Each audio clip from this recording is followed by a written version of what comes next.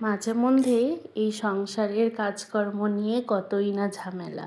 আমি বেশি কাজ করলাম, ও কম করলো, তাই না? প্রতিটা ঘরে ঘরে এমন ঘর নেই যেখানে এই সমস্ত ঝামেলা নেই। হ্যাঁ, অবশ্য যারা একা থাকে তাদের ব্যাপারটা অন্যরকম, কারণ তাদের সমস্ত কাজই নিজেকেই করতে হয়, কারোর ওপর তাদের নির্ভরশীল হলে হয় না। কিন্তু যারা সবাই একসাথে থাকে তাদের মধ্যে কিন্তু এই ঝামেলাটা প্রায় লেগেই থাকে। নমস্কার বন্ধুরা, আমি সঙ্গীতা, আর আমার ছোট্ট একটি মিনি ব্লগে তোমাদের সকলকে স্বাগত। আশা করছি তোমরা সকলে খুব ভালো আছো, আর আমিও কিন্তু বেশ ভালো আছি। চলো তাহলে আজকের এই ছোট্ট ভিডিওটি শুরু করা যাক। প্রথমেই বললাম, প্রতিটা সংসারের এই ঝামেলাটা লেগেই থাকে, তাই না? শুরুতে আমারও এই জিনিসটা কিন্তু মনে আসতো, কিন্তু এখন না, আর আসে না। এখন মনে হয় সংসার যখন পেয়েছি, তাহলে তো সংসারে এই কাজকর্মগুলো করতেই হবে, তাই না? তো সেগুলোকে যদি একটু হাসি মুখে করা যায় তাতে খারাপ কী বলো তো?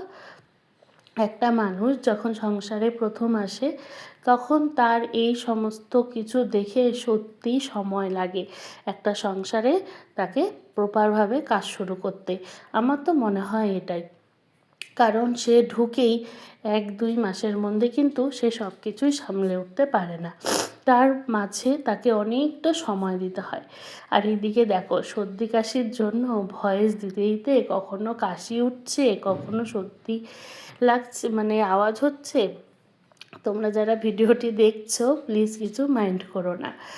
এই করতে করতে কিন্তু প্রতিটা মেয়েই সংসারে ঢুকে যায়।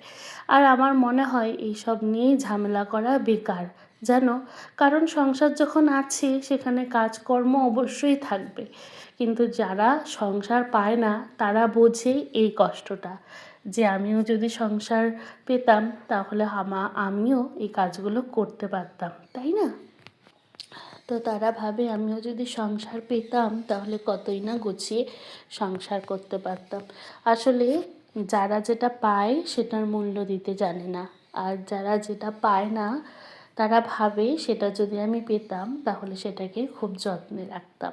তো আমার এই ছোট্ট ব্লগটি তোমাদের কেমন লাগলো তোমরা অবশ্যই কিন্তু কমেন্ট করে জানাতে ভুলো না। আর এই দেখো আমাদের ছোট্ট ছানারা, কি সুন্দর কিউট না?